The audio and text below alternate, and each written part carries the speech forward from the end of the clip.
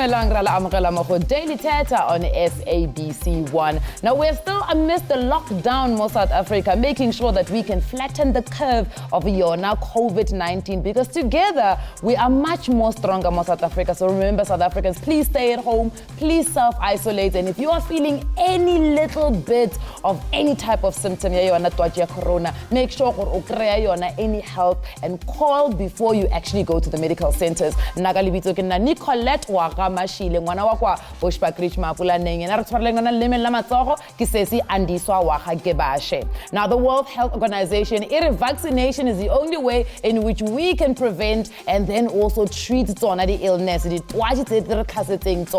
vaccine ki yona e kgonang go recognize ibe e heala yona pathogen either a virus or a bacteria, to make sure gore le rune ge re berekisa ya kgona gore thibela gore re kreye yona disease yone. So now the question to the ributse gore na yona vaccination yona re testa go bo mang na before re kgona go bona gore ya bereka ka maninyanisi. Now Africa has become that one continent where many of these global companies and global pharmaceuticals, large pharmaceuticals, want to come and test in Africa. Are we lab rats, Melody?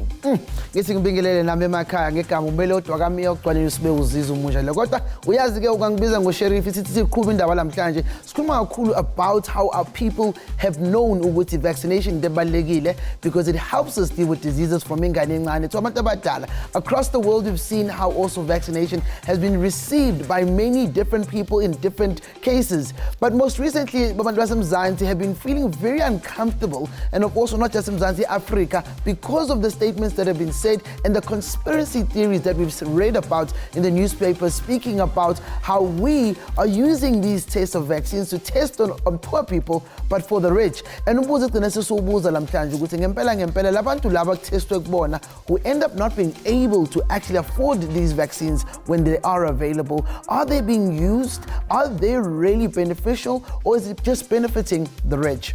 Now, obviously, in line with what the president has called on the lockdown, we're taking the voice note, little videos, alona, go 0723161239. Remember, like social media, alona, develop on the comments, alona. Melody, now what we need to do, recognize though, is the fact that vaccines deter life-threatening diseases, like your polios, like your meningitis, like your influenza, tuberculosis, and right now there are many scientists that are working across the clock, to try and find a vaccine for yona COVID-19. So now the question vaccine COVID-19. Now we've heard that there are 2 French doctors and researchers that have asked this vaccine yo testi wa gona mo Africa, because Africa has no tests, has no intensive care, and has absolutely no mask. So why not come and test yona vaccine ya COVID-19 on Africans? Let's see what they had to say.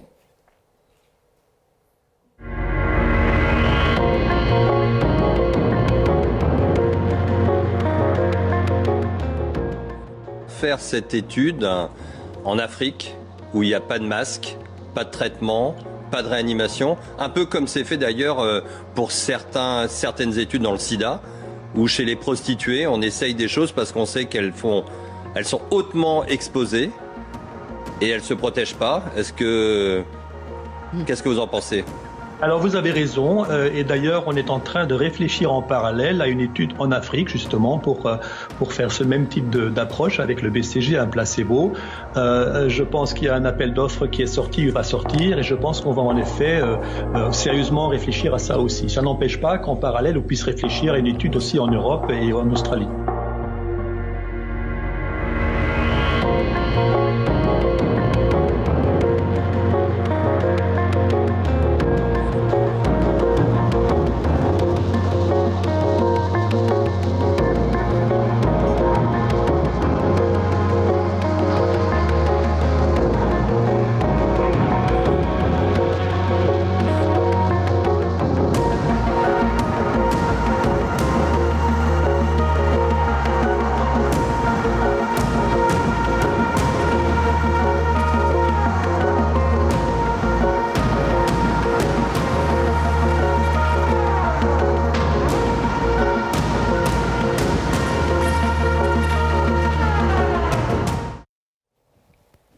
This is really, really disingenuous, and it really just, for me, breaks my heart. And if you were listening to those two doctors, of course they're speaking in French, but what they're essentially saying, Melody, is that Africa has no masks, Africa has no treatment, Africa has no intensive care, so why not do this testing like they did with the HIV? And in actual fact, he goes on to talk a little bit about how in sex, people that work in sex work, right? And how they because they didn't take care of themselves. So in actual fact, what he's saying is that we're guinea pigs. But you know, in terms of is that how do they classify Africa as the best one? Because I mean, Africa at the moment South Africa is the leading number of for example, cases when it comes to coronavirus. But also we are the least affected. Why don't they go test the USA, or Italy? Exactly. And it makes you also think, is this a sense of classism in the world?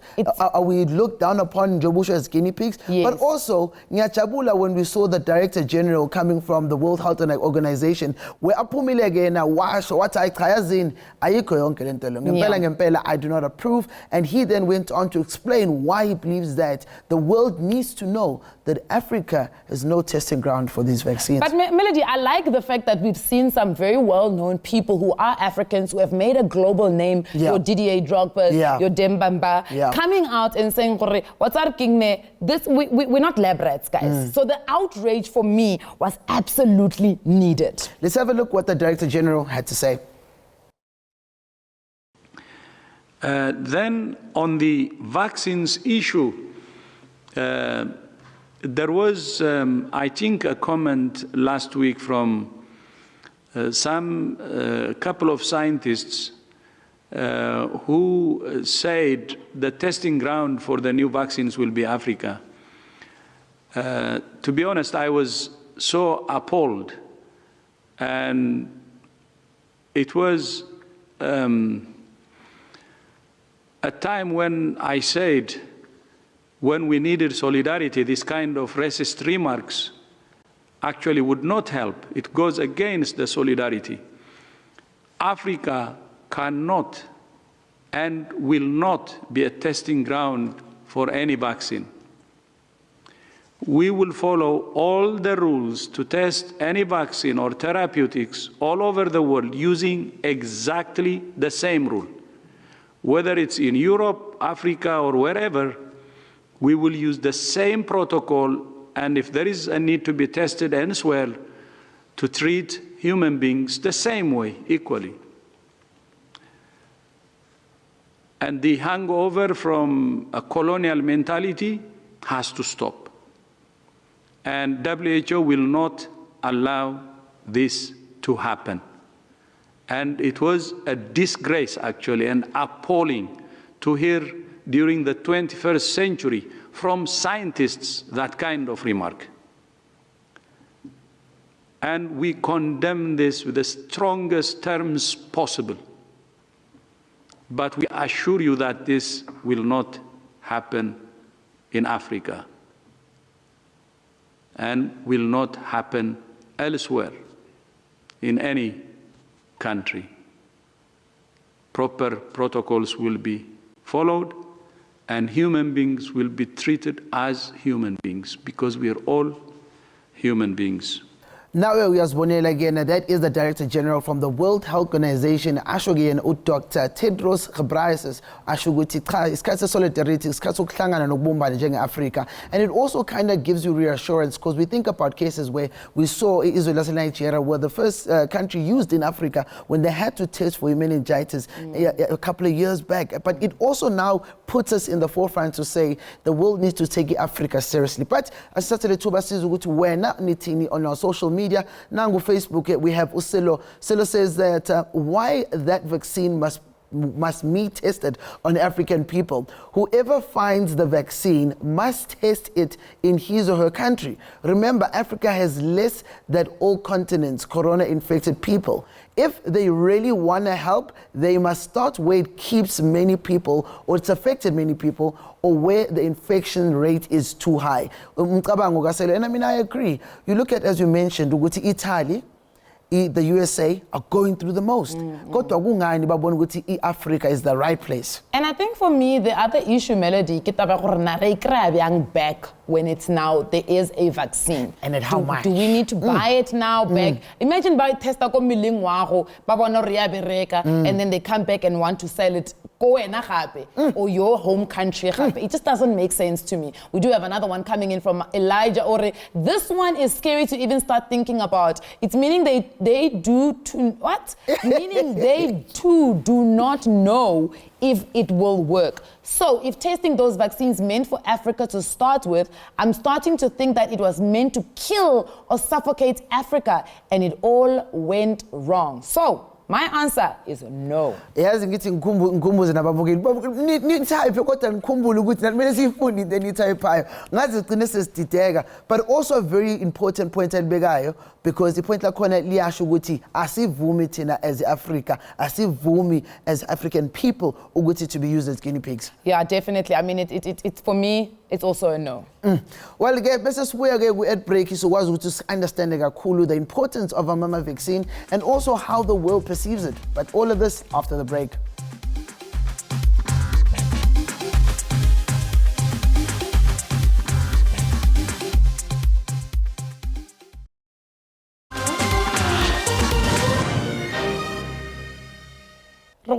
Back here on Daily Thetha on SABC 1. The testing on the vaccinations that should it be done in Africa, and is it there to just benefit the rich and actually be tested on the poor? Right now we want to focus a little bit on understanding yona vaccination na role, especially in society. Now we understand obviously vaccinate, immunize, and I remember this being done for I think flu, when they were putting in the that little square of dots thing. I think every single child in South Africa has got one of those, right? So you are not vaccinated? No, I am. But the difference is that there's a lot of theories around it. But okay. It also reminds you that when winter comes, we get go get a shot for your vaccination to prevent you from getting flus. And it helps also to increase your immune system when it fights off viruses and diseases. Yeah, basically what it does is that it assists your natural immune system. It gives it a little bit more of immunity. Whether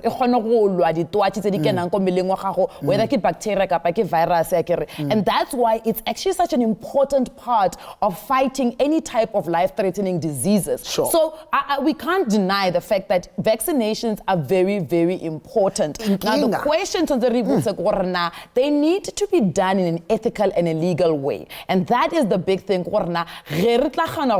Justification or na, but the test and how are they done? And to the people that they're actually vaccinating or testing the vaccination on, do they actually understand what is actually happening to them? We're going to be chatting to Professor Amos Dai, who's a visiting professor of bioethics from the School of Clinical Medicine in South Africa.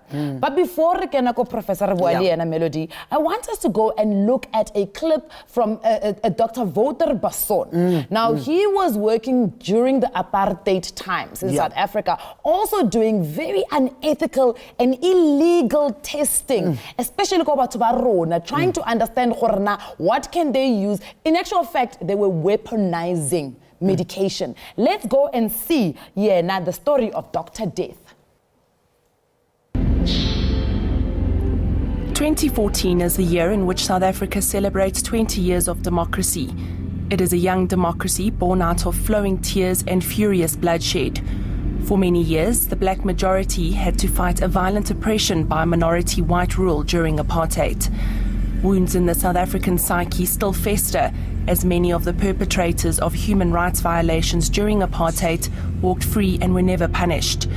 Dr. Wouter Basson is considered as one such person by many. He earned the nickname Dr. Death after testimony emerged during the Truth and Reconciliation Commission and a criminal trial about how he had headed a secret chemical and biological warfare program named Project Coast during the 1980s.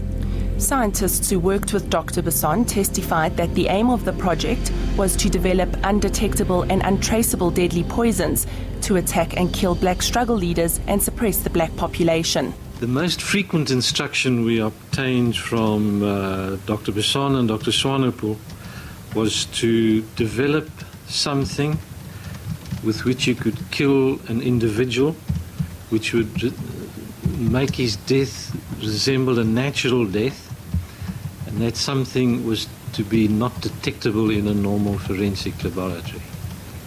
That was the chief aim of Roodeplaat Research Laboratories on the COVID side. I was approached to supply some, if it would be possible, if there would be a possibility if we could supply some poison to eliminate an enemy of the state. Who requested you to do this? Dr. Basson. Dr. Janse van Rensburg testified that Reverend Frank Chikane was one of the high-profile people which Dr. Basson's unit had attempted to kill with poison. Say so help me God. So help me God. Thank you. Are you seated? He told me exactly what had happened, the mistakes they'd made, and he told me that General Verster was furious that the attempt to kill Frank Chikane had failed, and that he'd ensure that it wouldn't fail next time. Janse van Rensburg also made other shocking revelations. You were shocked when you got this list. I'm talking about you as a person.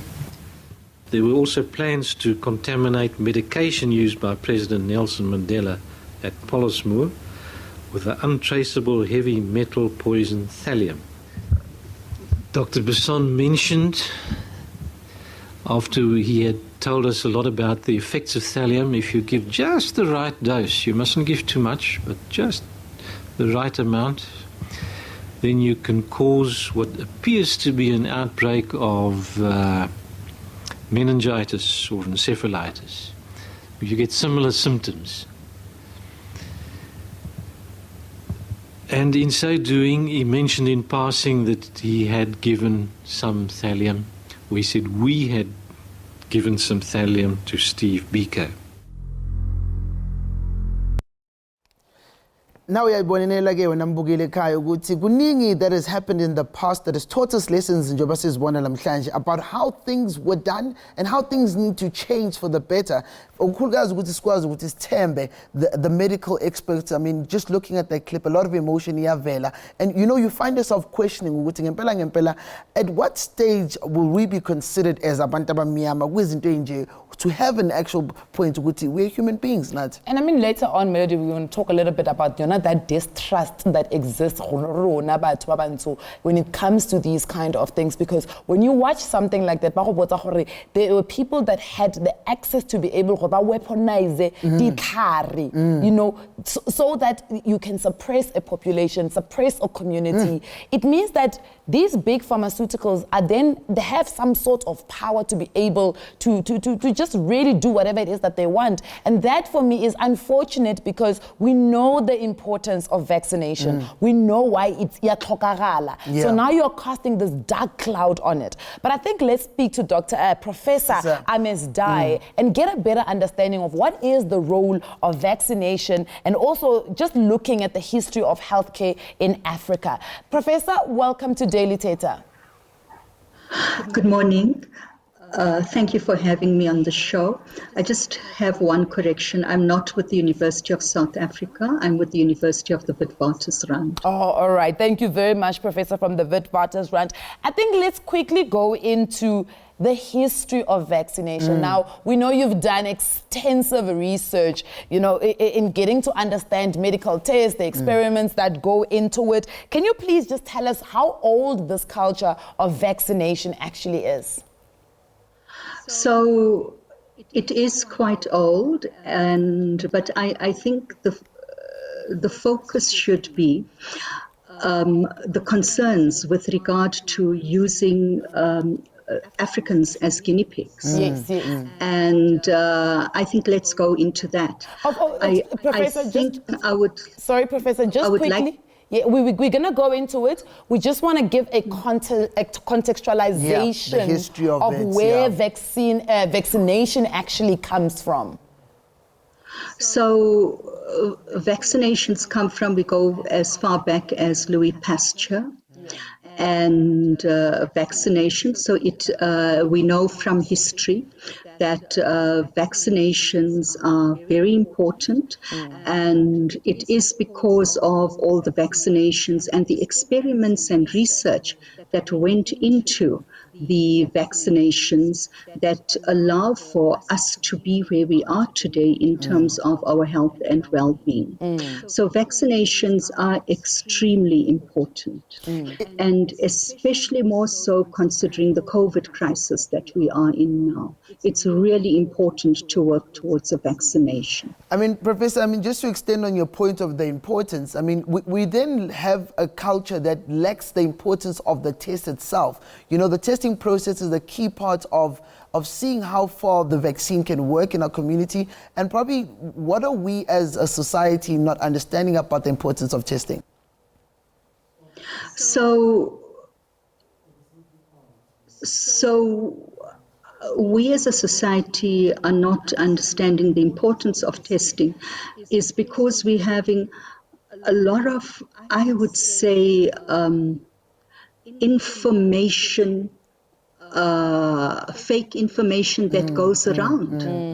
And unfortunately, and if we're looking at the context of COVID as well, what we have is an info epidemic at the moment. Yes.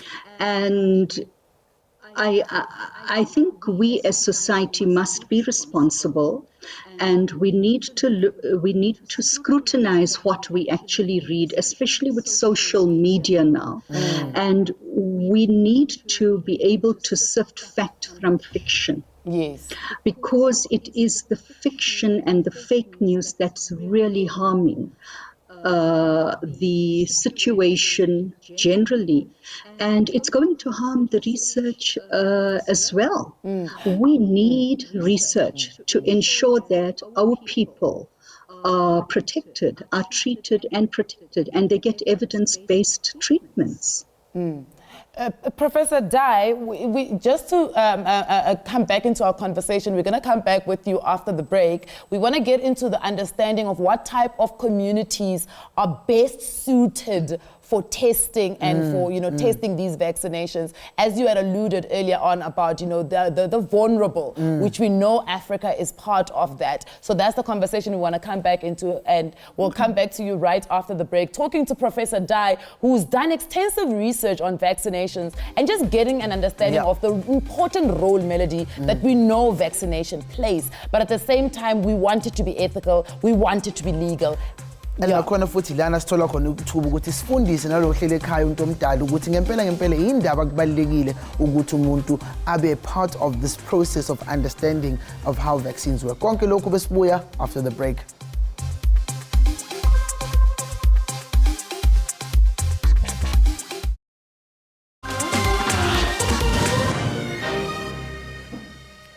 Sanamgela back to Daily Thetha la SABC 1 as we continue the conversation talking about vaccine in Africa, talking about the understanding of how important it is as us as individuals to understand the testing process of vaccines. We are still joined by Professor Dai, who just gives us more knowledge. How do the selection processes work? How do people pick the right community, the right individuals that can be tested? Professor, just maybe just give us an understanding on that perspective, please. Yeah, just to clear that my research is on the ethics of research, which includes vaccine trials, and it's not on the science of the vaccine trials itself. But just to give you an idea of the populations, you'd start off a vaccine trial using healthy volunteers. So you and I may fit the inclusion criteria.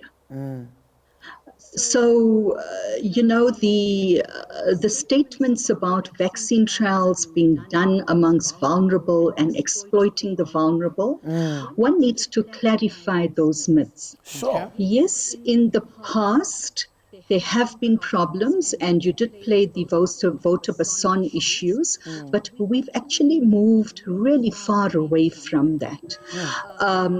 What we have at the moment is very strict regulation of how the trials, research trials are done, including vaccine trials. It starts off with our constitution, which we all must respect. Our Bill of Rights in Section 12 affirms that no one can be enrolled into research or experimentation without informed consent. This is then drawn into our National Health Act, which makes it very clear that any research that is done, and that's health research, must actually be reviewed and approved by a registered research ethics committee. Now, all research ethics committees in this country are registered with the National Health Research Ethics Council. And we have set standards in terms of how to do the reviews to ensure that no one would be harmed or to protect against harms, and to ensure that the vulnerable groups that are involved in the trials would be actually, get the increased added protections that they require. Professor, so yes, it's going to go. Sorry. If I can, just to get your opinion, because I feel like you have the best, standpoint in understanding the system. My question then becomes, after hearing about this concept theories or conspiracies about Africa being a testing ground, how did you receive it? Even though we don't know how factual it was and how far spread it was in terms of becoming a reality, but what was your opinion? Because a lot of Africans are very angry around this issue. Yes, I was very angry as well. And it made me go back pre-94, where, it took me back to the typical exploitation that we all faced in Africa and within our country, and the colonization of research that was happening prior to that time. So it did bring back, it was a sad reminder of exploitation on our continent, but I think we have moved in terms of clinical research. We do have checks and balances. Some countries much more on the continent than others, but I do believe that if we're looking at specifically at South Africa, our regulatory and protective processes would outstrip many of even the Western countries Professor, in the world. Can I then chip in there and play devil's advocate? Then why the outrage? If we're saying we do have the checks and balances, what would be so wrong about testing COVID-19's vaccine in Africa? Because you made a comment earlier on to say even healthy people, the vaccine can be tested on the healthy. There's all of it. I stand to be corrected. There's a test group and what's the other side? The test group and the control group, right? So, yes. So what would actually be ethically wrong about testing in Africa? I don't think it would be ethically wrong to test in Africa. It would be ethically wrong if it was done incorrectly. Okay. But if we observe all the ethical principles, we look at the scientific value of the study, we make sure that our participants get proper informed consent, they properly understand exactly what it entails to be involved in a vaccine trial. So would we? So should we then have given the? It was simply comments being made in passing, right? Yes, there were. What's the word? They were associated with a few offensive things by saying Africa's got no intensive care, Africa's got no treatment, Africa's got no mask. Is that what made us angry? Because I just want to get an understanding of if people were informed in Africa and they understood and we made sure the checks and balances were there, could we then test the vaccines in Africa and potentially give the vaccine to Africa first? I think it would be important for Africa to be part of the testing, the global testing. Yeah. It's not only going to be Africa. Yes. Here we are reeling on comments made by two French scientists. Yes. And this is why we have to be so careful in terms of how we actually respond to news. Okay. I think that's a lot of negative energy. Yeah. Our focus should be at the moment, how do we positively try to advance treatment and prevention for our populations? And that ought to be our focus. Can you maybe talk us through some of the successful vaccines that perhaps were tested in Africa? So, there's the pneumococcal vaccine, and there's lots of other vaccines that have been tested and have been used. There's been a lot of work going on in terms of the HIV vaccine trials. It's been going on for years now, several years. I would be loath to think that our scientists have actually exploited our African populations. No. If they had been doing this, there would have been an uproar long ago. 100%. Professor Dai, thank you so much for taking time to just chat with us on Daily Thetha. We appreciate your expertise, but also just lending an opinion on how you feel about everything is going. Hope that you stay safe there at home. And of course, Lape Makai Lago Daily Thetha. We come back and we speak to Ubaba Bantu, who's also going to give us his perspective when it comes to the fears of coming to vaccines and also the unknowns after the break.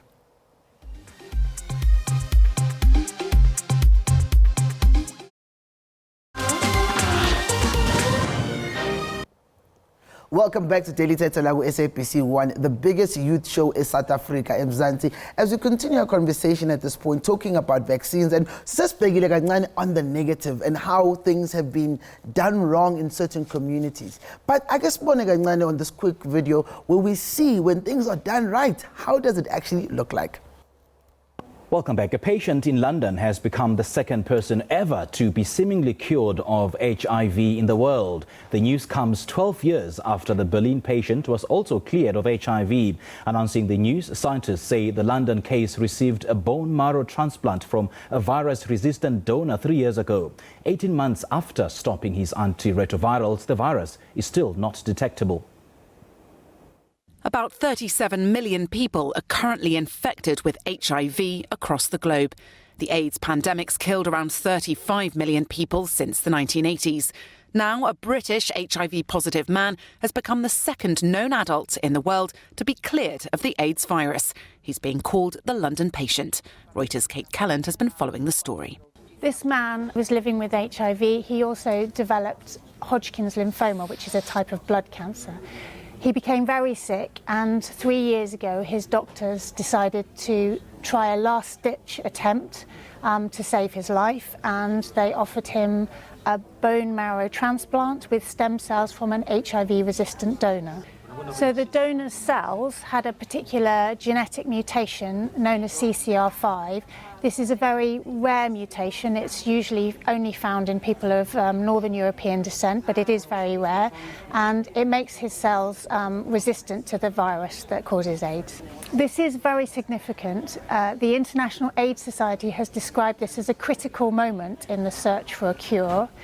The London patient is the second person ever worldwide to achieve remission from HIV on an extended basis, and it does mean that this is a proof of concept that a cure for AIDS can be found.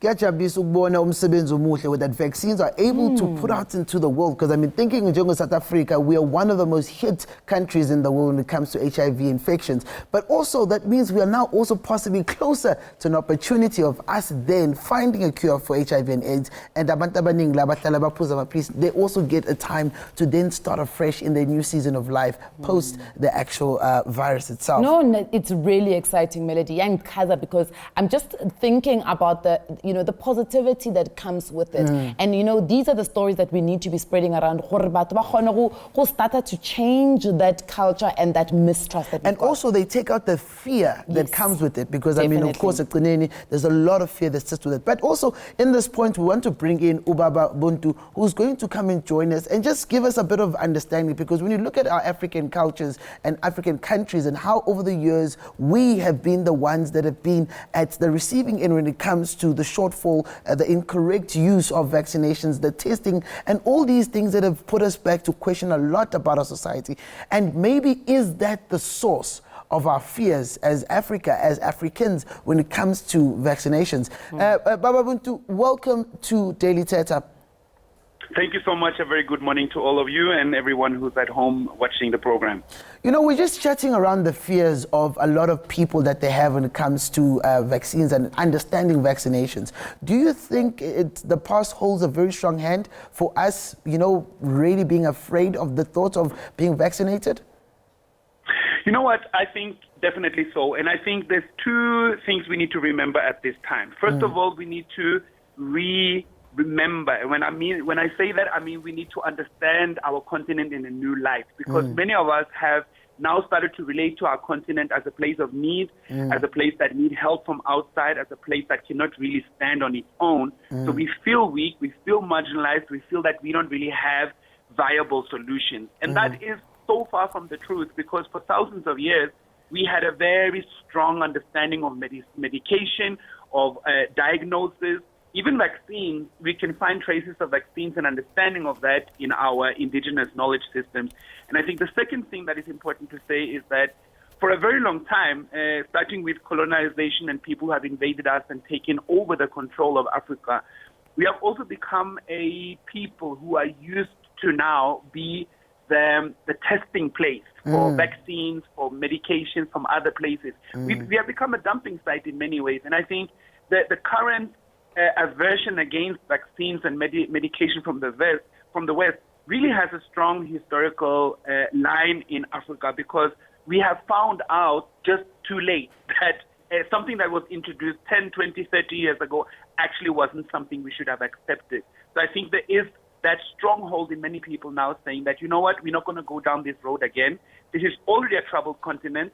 So if we need to work a little bit harder to find cures and medicines that represent us, then let's do it. Baba Buntu, ubulela ka taba la gore we have become the dumping site as Africa. Mara, let's have a frank conversation. Our healthcare, the capabilities of our healthcare, I mean, looking not just South Africa, across the African continent, is potentially also a dump site, because we don't have effective healthcare. But wherever it's the operation, go sala di scalpel inside bona, go sala di scissors. There's a whole lot of things that are causing the mistrust amongst the citizens of African continents. How do we turn that around?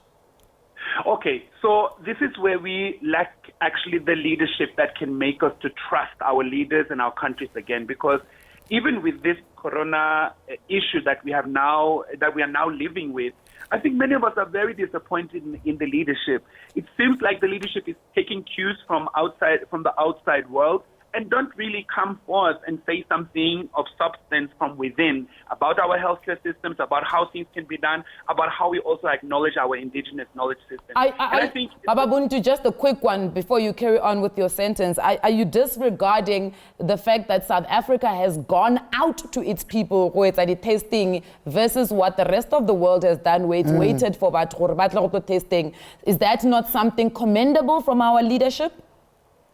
I don't think it's so much that. I think it's more about the negligence of already existing possibilities for understanding health and medicine within our continent. We keep looking outside only. I'm not saying we should never look outside. I'm saying we need to also look inside. And I think that's the element that is missing here. Just a few, I think it was last week, 2 doctors came out in France, and with what they said, they actually portrayed quite a racist image of let's use Africa as a place to test vaccines.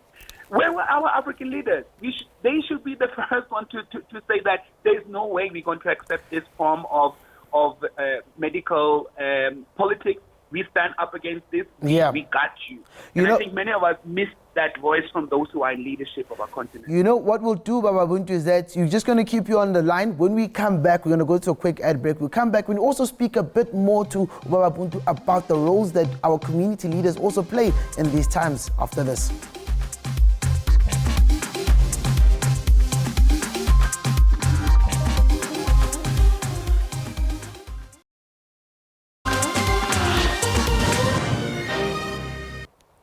Welcome back to Daily Thetha again. Even though of today's show, do remember you have the opportunity to go back and watch any episode that we've been able to see you through in season 3, but also 22 Facebook Live here too. But other than that, you can utilize, of course, our YouTube channel under SABC Education. Now, as we wrap up the conversation, looking at the medical exploitation when it comes to vaccines and them being utilized in South Africa, we look at the role players also in our communities, who is supposed to have the outcry when we feel like the pharmaceutical companies are misusing our people in Africa, but also misusing the system, and that's how we find ourselves being exploited. So don't forget, though, it's poor communities, Melody, and the problem is sometimes it's only testing zena, and the exploitation comes when there's an incentive, especially cheleta. Rebatali cheleta ba re tlo patela 5,000 e re teste drug ye ko milleng wa go utlorking if ona cheleta. And it takes us back to the thought, Nicolette, of saying that, I mean, so many people in our communities have seen the impact of people that have allowed themselves to be guinea pigs. And it's not just them being affected. It might seem like a selfish act, but the problem is the people who are going to get lured into this opportunity because of short-term finances. And I think it's that thing, and it's the impact and the trickling effect, the adverse impact, because, you know, in some instances, some of the tests that are being done, you know, some pharmaceutical companies and then come and test whether or not it works. And this could potentially change your gene mutation. It could change so much, and that now becomes the legacy ya familia. And people don't understand how important that is, because now that changes that once that changes your gene mutation, you change towards something that you were not even anticipating, even with your families. But I guess that's the two when and on our voice notes. Ayikho into ongaguqula ngayo umuntu omnyama lesimo samanje esikuzo ukuthi avuma ukuthi ugonywe. Kwamina nje ngeke ngivunywe ukugonywa, ngeke. Njengamanje kunezinto eziningi ezikhulunywa emaceleni, yabo. Akuyona yonke information ifika kubantu ukuthi kwenzakalani kahle kahle ngezinto zokugoma, yonke imandela yakhona. Iqiniso aliveli kwenzakala, ngeke nami ngivunywe ukugonywa, ngeke. Cha, ngeke. As for mina sisters, mina ngeke shemko samkhulunkulu angixolela ngeke ngize ngithathe vaccine kuthiwa izotestelwa la kimi. Hayi bantu abakuthi angeke ngize ngikhona. Hey dala sisenziwa ingulube othina siyilwane nasisaphathiswa kwamabhabhuni namanje abelungu badlalela phezulu kwethu. Why wonke lama vaccine ezomela azotest eAfrica? Come on guys, there's something yenzekayo la. Why bangayitest eItaly because abantu abaningi abashonile base Italy. Why bafuna ukuyitest eAfrica? Welcome back. Unfortunately, we have lost Yanababa Buntu, but I think we can kind of summarize conversation, Yagare, and I think it goes to the mistrust. I think he's justifying and being able to contextualize for why, as South Africans, there is a mistrust. And you can hear it from the voice note, you know, the reality is that people have been feeling, and I think a lot of Africans, they've been lab rats for too long. But now, Melody, that for me, poses catch-22 posang. Because we don't want to be lab rats. Why are they testing in Africa? And the professor rightfully said an information epidemic right now. Because there's fake news that's going around, there's panic that's being created. For posting incorrect information. And that put people into a scare and could have caused even more damage to that people are trying to do by trying to help people get tested. Yes, and we've spoken so much about South African government being reactive. Now when they're being proactive by rolling out, you know, these testing but in kids, now all of a sudden we're telling people not to go to them. And we also saw recently, I mean, how other countries are applauding South African governments for would react early as other countries are suffering. Yes, we do have a high number of infections, but also we have dealt with it very well thus far as a country. And we definitely get at the end of the day, for us to be able to get a vaccination, we can't run away from that fact. And I like what Boema Kagiso is saying on Facebook. Basically, a vaccine is a pathogen similar to the virus in question. It is injected in someone's body so that the antibodies get ready for the actual virus. It's amazing if it works. And the reality is we do need to test and we do need to see whether or not it is working. Kodwa sikhumbule ukuthi sizotesta in regulated time, in regulated spaces, in ethical spaces. Ngendlela right. Yes. Sazi ukuthi thina as abantu base-Africa we're not being exposed and we're not becoming people who are just being used and tossed as lab rats. Of course. Sithi sikhumbuze ukuthi they are doing testing for abantu abakhona emakhaya, and when you are given the opportunity to test ubone ukuthi ngempela uright when it comes to the positive side of corona. Especially for COVID-19, because sometimes the symptoms are adibonakali melody. So we are appealing to you as Daily Thetha ra khopela gore dumela ba go test, make sure gore you are on the right side of everything. But thank you very much for tuning into Daily Thetha 10:30 to 11:30 right here on SABC 1.